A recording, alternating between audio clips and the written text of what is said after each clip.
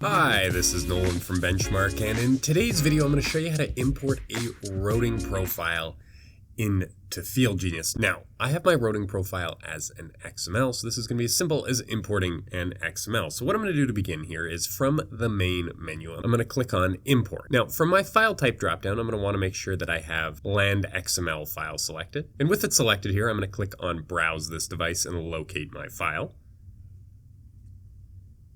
And then you're going to want to make sure that you have the exact same units that you had on the drawing. And then I can click on Attach as XREF. And now if I go to my map screen and I focus my view into what's available on this project, you can see here that I have my routing profile now saved within the project.